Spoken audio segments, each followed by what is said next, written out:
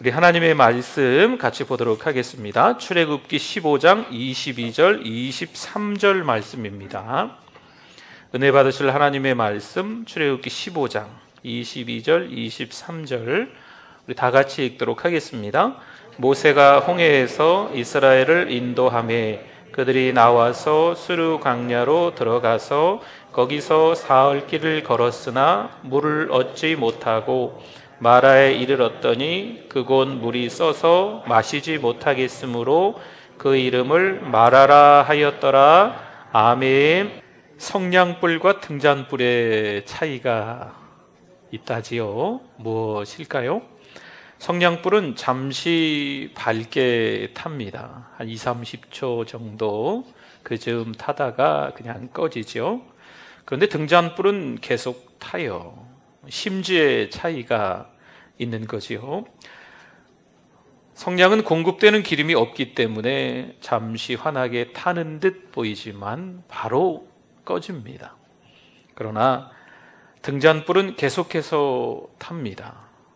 3시간도 또 3일도 등잔불은 더 탈 수 있습니다. 심지만 있다면, 기름만 준비된다면 얼마든지 탈 수 있다는 거죠. 이런 의미로 좀 성경에서 심지가 곧은 사람이 누굴까 좀 찾아보다가 요셉에게 좀 신경이 좀 쓰였어요. 우리 아시는 것처럼 어느 날 요셉이 형들에 의해서 구덩이에 던져지지 않습니까? 가까스로 살아나왔는데 노예로 팔려가요. 노예로 팔려 이리저리 끌려가는 듯 보이는데 애굽의 보디발 장군의 집에서 일하게 되는 거지요. 그런데 그 안에서 오해와 누명으로 감옥에 또 끌려가게 됩니다. 여러분, 세월들이 지나가는 데 있어서요, 참 불평하고 원망하고 세상 탓이다, 형들 탓이다, 충분히 이럴 만한 내용들이 있는데 이 심지가 곧은 요셉은요, 성경 기록에 보면 형들을 시기했다, 형들을 원망했다, 이 모든 게 다 세상 탓이다 라고 돌린 적이 성경에 나와 있지 않습니다. 물론 요셉의 스토리를 보면 요셉은요, 그 스토리 내에서 감사라는 두 글자가 사실 찾아볼 수는 없어요. 그렇다고 해서 요셉이 감사하지 않았는가? 그건 아니라는 거지요. 이 요셉의 스토리는 감사 이야기예요. 원망하고 충분히 불평할 수 있는 상황과 환경이지만 요셉은요, 오히려 그 안에서 하나님께서 함께 하심을 알고 형통케 하시는 하나님의 은혜를 알아서 뭐 하였다? 감사하였다라는 것입니다. 성경이 거울이라는 것은요, 성경을 보면 볼수록 자기 자신을 볼 수 있다는 거지요. 자기 자신을 본다는 것은요, 다른 말로 바꾸면요, 하나님이 어떤 분이신지를 깨닫게 된다는 거예요. 성경이 또 창문이라고 하는 의미는요, 성경을 통해서 세상을 봐야 된다는 거죠. 그냥 세상을 바라보면 두렵습니다. 무섭습니다. 세상에 휘몰아치는 그런 여러 가지 일들 때문에 정말 걱정, 근심이 많아지는 거지요. 하지만 창문을 통해서, 성경을 통해서 세상을 바라본다면 물론 불안할 수 있지만 하나님께서 우리와 함께 하시니까, 아멘, 그런 은혜가 있어요. 그래서 담대하게 세상을 살면서 이겨낼 수 있는 것을 깨달으실 수 있기를 바랍니다. 오늘 22절을 한번 볼까요? 22절, 모세가 어디에서요? 홍해에서 이스라엘을 인도하매 그들이 나와서 수르 광야로 들어가서 거기서 며칠이요? 사흘이라고 하는 것은요, 1일, 2일, 3일, 이게 사흘이에요. 사흘 길을 걸었으나 뭘 얻지 못해요? 물을 얻지 못해요. 여러분 생각해 보세요. 홍해를 배 타고 건넜습니까? 아니면 홍해 그 물 위를, 요즘에 그거 뭐죠? 그 줄 있고 지페리, 뭐라 그러나? 짚라인? 네. 아세요? 모르세요? 네, 그거 있잖아요. 뭐 타고, 줄 타고 가는 거. 누가 한번 어디 갔더니 저보고 타자 그래서 저는 겁이 많아서 나는 안 탈련다. 당신들이나 타세요. 그러니까 물 위로 이렇게 날아가는 게 아니에요. 물 위에 배 타고 지나간 게 아니에요. 이스라엘 백성들은요, 홍해가 갈라졌어요. 그리고 홍해가 젖은 땅이 아니고 마른 땅이 되어서 이스라엘 백성 60만, 아니 남자 장정만 60만이니까 한 200만 정도 봐요. 한 잡족들도 포함됐으니까 어마어마한 그 숫자가, 그 많은 사람들이 홍해를 건넜어요. 그리고 1일이 지나고 2일이 지나고 3일밖에 안 지났어요. 그런데 물이 없다고 원망하는 거죠. 24절 봅시다. 24절. 어떻게 원망해요? 백성이 모세에게 원망하여 이르되 우리가 무엇을 마실까 하매. 여러분, 성경에 원망이라는 단어가 여기서 처음 등장을 합니다. 그래서 14장을 지나 15장을 지나 16장 17장에 가보면 원망이라는 단어가 갑자기 막 쏟아져 나와요. 원망하는 거예요, 이스라엘 백성들이. 아니, 원망할 상황이 아닌데 원망하고 있는 거죠. 누구를 원망하고 있어요? 모세를 원망하고 있어요. 하지만 잘 들여다보시면 모세라는 지도자 한 사람을 원망하는 게 아니고 하늘에 계신 하나님 앞에 원망하고 있는 거예요. 목이 마른데 물이 써서 먹을 수 없다는 거예요. 그래서 원망하고 있습니다. 출애굽기 16장 2절 3절로 한번 건너뛰어 가보면요, 이스라엘 자손 온 회중이 그 광야에서 또 모세와 아론을 원망하여 이스라엘 자손이 그들에게 이르되 우리가 애굽 땅에서 뭐요? 고기 가마 곁에 앉아있던 때와 또 뭐요?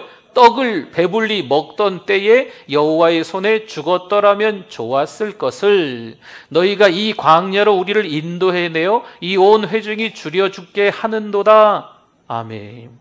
그러니까 출애굽기 16장에 가보면요, 이제는 고기가 먹고 싶다는 거죠. 떡이 먹고 싶다는 거예요. 아니, 애굽에 종살이 할 때는 그래도 고기 가마 옆에 앉아서 주인 고기 줄 때 슬쩍슬쩍 하나씩 먹었나 보죠? 떡도 마찬가지인가 보죠. 그때가 더 좋았다. 말도 안 되는 소리를 하고 있어요. 홍해를 건너 물이 있었으면, 만나와 메추라기가 원망하기 전에 다 준비되었으면 이스라엘 백성들의 여정에서 원망과 불평이 없었을까요? 하나님, 물 주세요.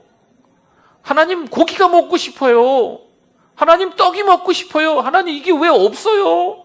하나님께 불평하고 원망하기 전에 옛다 물 마셔라, 옛다 메추라기 줄게, 옛다 만나 줄게, 맛있게 잘 먹어라, 미리미리 하나님이 주셨더라면 이스라엘 백성들의 그 노정에서 하나님께 원망하고 불평하는 일은 없었을까요? 하루는 새 한 마리가 하나님께 여쭤봅니다. 하나님, 왜 저에게 이 무거운 2개의 날개를 이 양 어깨에 달아 놓으셨습니까? 그랬더니 하나님께서 새에게 말씀하셨대요.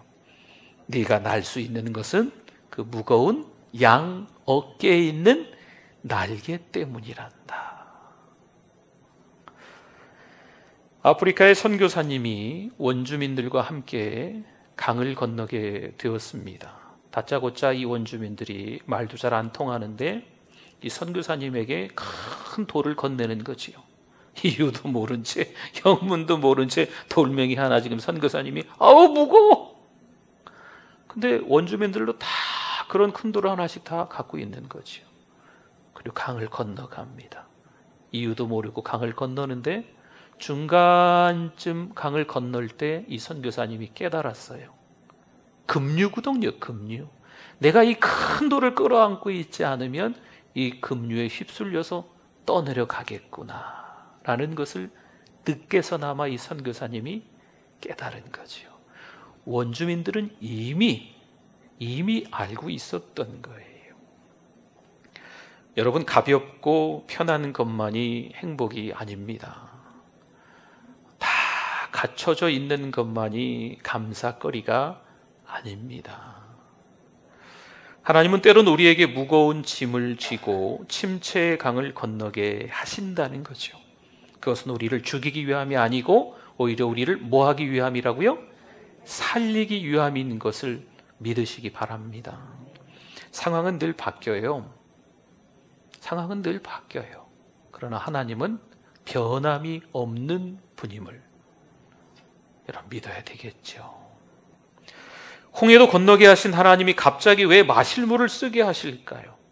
출애굽기 14장 10절과 11절에 보면 바로가 가까이 올 때에 아직 홍해 건너기 직전이었어요. 이스라엘 자손이 눈을 들어 본즉 애굽 사람들이 자기들 뒤에 이른지라 이스라엘 자손이 심히 뭐하여? 두려워하여 여호와께 부르짖고 그들이 또 모세에게 이르되 애굽에 매장지가 없어서 당신이 우리를 이끌어내어 이 광야에서 죽게 하느냐? 어찌하여 당신이 우리를 애굽에서 이끌어내어 우리에게 이같이 하느냐?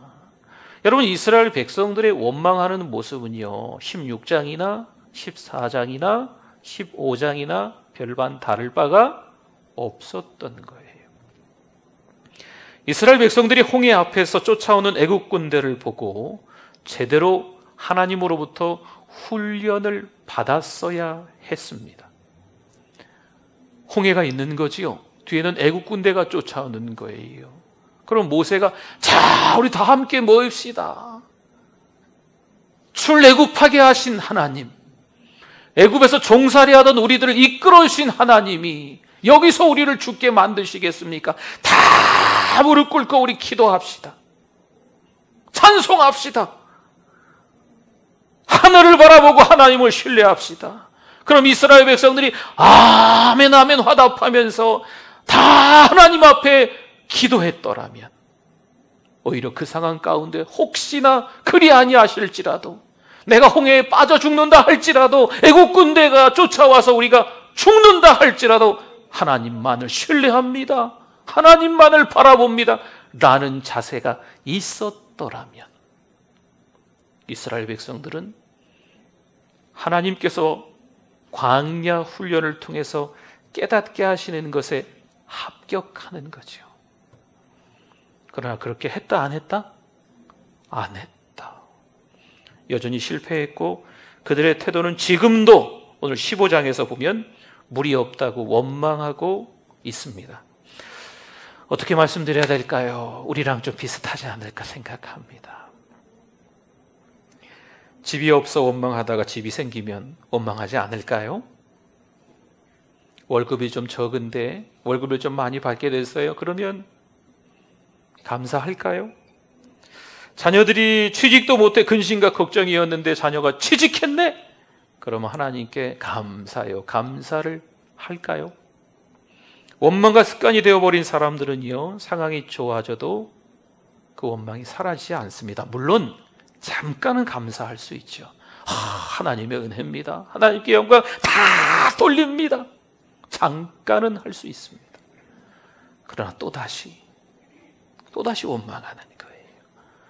또다시 불평하는 거죠. 에이, 그래도 집이 없었는데 요 따만한 집에 살게 됐네. 저분 보니까 저 따만한 집에 살고 있네. 부럽거든요. 또 원망하는 거죠. 자녀가 취직했는데 잘했잖아요. 어디 자녀는 더 좋은 데 다니던데. 희한하죠. 여러분, 원망이 습관이 되면 계속 원망합니다. 부정적인 분들을 보면 웬만해선 잘 안 바뀌어요. 여기서도 부정적이고 저기서도 부정적이고 좀 바뀌어야 돼요. 방법이 없을까요? 세상 탓하면서 원망하면서 그렇게 살 수 있는 방법밖에 없나요? 그럼 성경을 한번 봐요. 성경은요 거울이고 창문이다. 요즘 몇 차례 말씀을 반복해서 드립니다. 성경은 거울이고 창문이에요. 다시 시작하자는 거죠. 여러분, 성경을 보면 볼수록 하나님이 누구신지를 알게 돼요. 그러니까 아무리 상황이 어렵고 힘들어도 뭘 봐야 된다? 성경을 봐야 돼요. 성경 속에서 하나님을 발견하고 성경 속에서 나 자신이 얼마나 모난 사람인지를 발견하고 성경을 통해서 세상을 보는 것, 이게 너무 중요해요. 물론 앞에는 홍해입니다. 뒤에는 애국 군대였죠. 오도 가도 못합니다.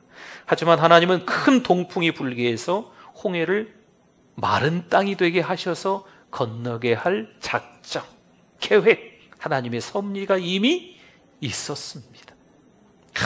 아쉬워요. 이스라엘 백성들이 그 홍해 앞에서 내가 홍해에 빠져 죽을지언정, 애국 군대가 쫓아와서 그 칼에 죽을지언정 하나님을 신뢰합니다라고 했으면 하나님이 홍해를 멋지게 갈라주시고 이스라엘 백성들이 감사합니다 하나님, 더 큰 은혜가 있었을 텐데. 지금 보세요. 물이 없다 하지요? 아니, 제대로 말하면 있었는데 그 물이 써서 먹지 못하는 거예요. 하나님은 홍해 앞에서 제대로 훈련을 받지 못한 이스라엘 백성들을 여기서 다시 훈련시키는 거예요. 홍해를 건너고 1일이 지나고 2일이 지나고 3일이 지나는 거지요. 물론 이제 먹을 양식은 조금 있었던 것 같아요. 싸들고 왔던 건. 근데 물은 떨어지는 거지요. 근데 물을 마시니까 물이 써요. 그래서 마라라고 해요. 쓰다라는 뜻이에요. 마라라는 지명도 됐어요. 물이 써서 마시지 못하는 것이요. 그러면 그 자리에서 다시 또 납작이 엎드려서 하나님께서 광야 훈련이니까요, 하나님의 뜻이 있겠지요. 물이 쓴 이유가 있겠지요. 다 같이 엎드려서 기도했어야지요. 모세를 원망하고 아론을 아니죠. 하나님을 원망하는 게 아니고 하나님을 신뢰하면서 다 감사하고 기도했어야지요. 근데 이 애굽에서의 노예 근성은요, 원망하고 불평하고 부정적으로 말했던 이 근성은 여전히 홍해를 건너면서 또 마라에서도 역시 마찬가지. 27절 보세요. 27절 같이 한번 읽어주세요. 그들이 엘림에 이르니, 어디에 이르렀어요? 지금 여기 마라에서 엘림까지는요 대략 걸어서 한 2시간 걷는 걸로 추정한대요. 겨우 2시간. 엘림에 이르니, 또 이어서 읽어주세요. 거기에 물샘 12과 종려나무 70그루가 있는지라 거기서 그들이 그 물 곁에 장막을 치니라. 아멘. 이스라엘 백성들이 원망을 하건 안 하건 상관없이 2시간만 걸으면 오아시스가 있다 없다? 있다. 그러니까 하나님의 테스트였던 거죠. 오히려 물이 써서 못 먹었지만 거기서 하나님 앞에 감사합니다. 하나님의 또 다른 이유가 있겠지요. 여기서 물이 없어 가락에 죽을지라도 나는 하나님을 의지하겠습니다. 신뢰하겠습니다. 이런 자세였더라면 2시간 이후에 그 오아시스를 만날 때 얼마나 좋아서 덩실덩실 춤을 췄겠어.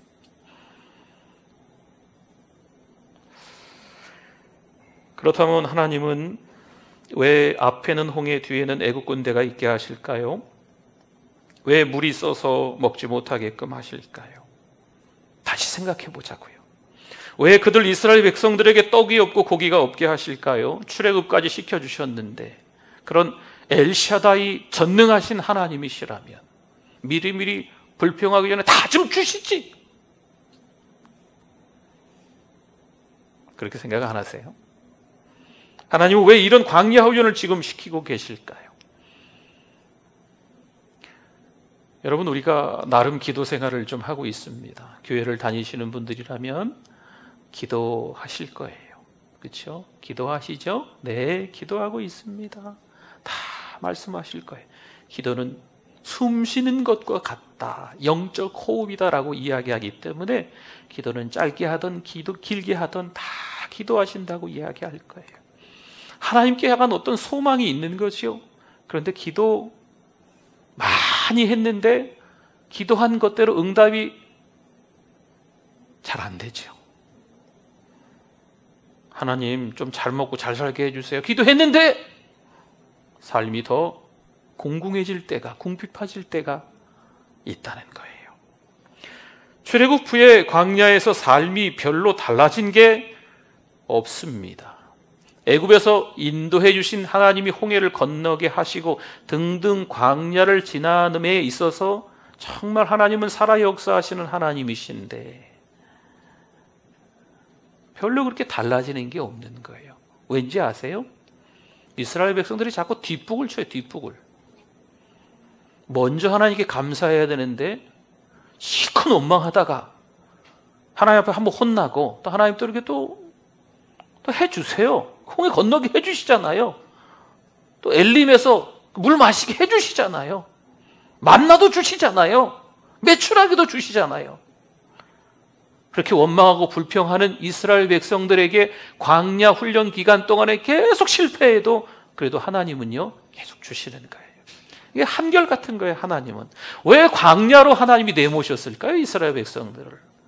여러분, 광야엔 소망이 없어요. 길이 없어요. 광야엔 기대할 게 없어요. 뭘까요? 하늘을 보라는 거예요. 하늘을. 누구를 신뢰하라? 하나님을 신뢰하라. 이것 좀 배우라는 거예요. 왜 성경을 보라고 하는 걸까요? 내가 성경 보니까 하나님의 말씀대로 잘 살고 있네. 으스대야지. 성경 잘못 보고 있는 거예요. 성경을 보면 볼수록 하나님이 누구신지를 발견하는 거죠. 난 너무 부끄러운 거예요. 성경을 보면 볼수록 세상에서 어떻게 믿음으로 살아가야 되는지 자꾸 발견할 수 있는 거죠. 성경 잘 보고 계시는 거예요.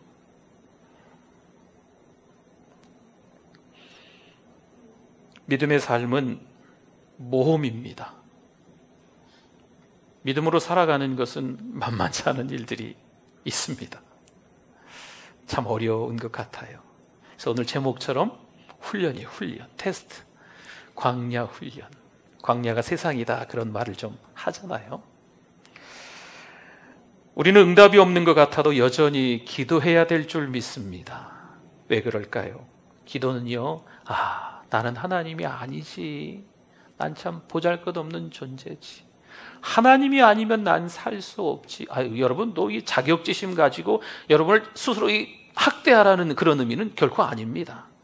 그러니까 하나님이 누구신지 하나님의 존재를 인정하는 시간이 기도라는 거예요. 그러니까 기도가 필요할까요? 필요하지 않을까요? 필요해요. 출애굽기 16장 4절 말씀 한번 볼까요? 같이 읽어보겠습니다. 그때 여호와께서 모세에게 이르시되 보라, 내가 너희를 위하여 하늘에서 양식을 뭐같이 내려요? 비같이 내린. 아멘. 거기까지만 봅시다. 하나님께서 주시는데 비같이 주신다는 거예요. 이 비같이가 무슨 말일까? 찔끔 이런 말일까 했더니 찾아보니까 풍성하게라는 의미를 담고 있대요. 하나님이 주시되 어떻게 해주세요? 풍성하게 주신다라는 말이 풍성하게. 네. 그러니까 이 나라 자체가 비가 잘 안 오니까 비가 한번 오면 축복이잖아요. 그렇죠? 이른 비 늦은 비 그런 말씀 알죠? 그러니까 하나님이 주시되 비가 주신다는 것은요, 아낌없이 다 주신다는 거예요. 하나님이 어떤 하나님이세요? 하나님의 아들 예수 그리스도를 십자가에 죽이시면서까지, 전부를 주시면서까지 아낌없이 다 주시면서 우리를 사랑해 주신 분인 줄 믿습니다. 그러니까 이스라엘 백성들이 자꾸 원망하고 불평하고 있지만, 그럼에도 불구하고 이스라엘 백성들이 뒷북을 치고 있지만 그럼에도 불구하고 하나님은 홍해를 건너게 하시고 쓴 물이 단물이 될 수 있도록, 또 엘림에서 물을 마실 수 있도록 만나를 주시고 메추라기를 주시고 구름기둥 불기둥으로 계속 광야 한복판에서 이스라엘 백성들이 하나님이 누구신지를 경험케 만드는 거죠. 그때마다 하늘을 봤어야 되고 하나님을 신뢰했어야 돼요. 근데 이스라엘 백성들은 계속 실패합니다. 애굽에 있을 때가 좋았는데, 애굽 고기 가마 곁에서, 또 애굽에서 뭐 파도 먹고 뭐 마늘도 먹고, 뭐 성경에 보면 그런 말씀 나와요. 뭐 이렇게 채소들이 다 나와요. 애굽에서 뭐 그런 채소 뭐 이렇게 있어 참 좋았는데, 네, 참 진짜 좋았을까 모르겠어요. 좀 더 좋은 환경에서 살기만을 바라지 마시고, 좀 힘들 수 있지만 굳이 다른 가정과 비교하면 잘 사는 건 아닐 수 있지만, 그래도 그 가운데서 감사할 수 있는, 하나님이 나에게 훈련시키시는 건데 그 훈련에 합격할 수 있는, 물론 힘들죠. 여러분, 훈련은 다 힘들어요. 무슨 훈련이든 다 힘들어.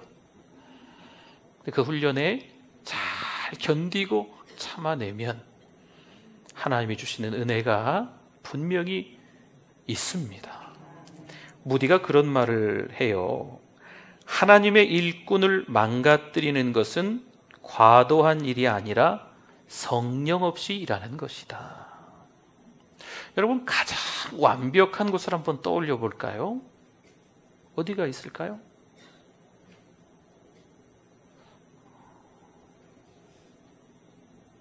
에덴 동산 어때요? 에덴 동산. 부족함이 없는 곳이죠.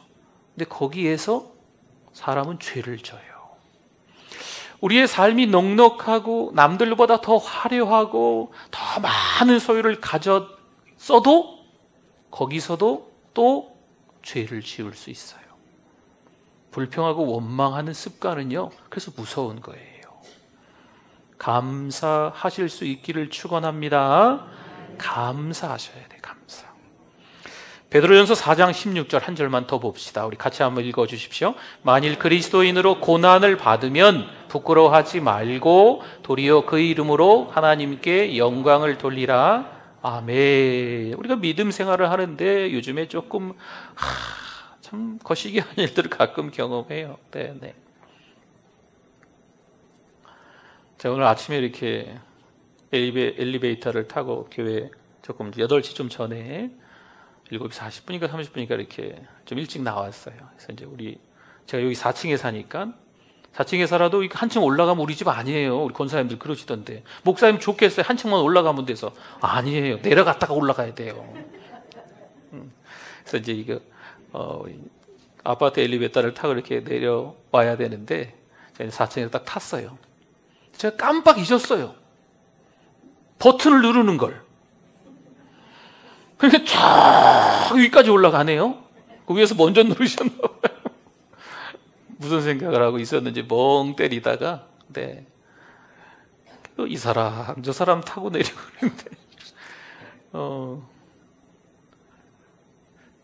어떻게들 다 아세요. 제가 여기 3층에 목사인 걸.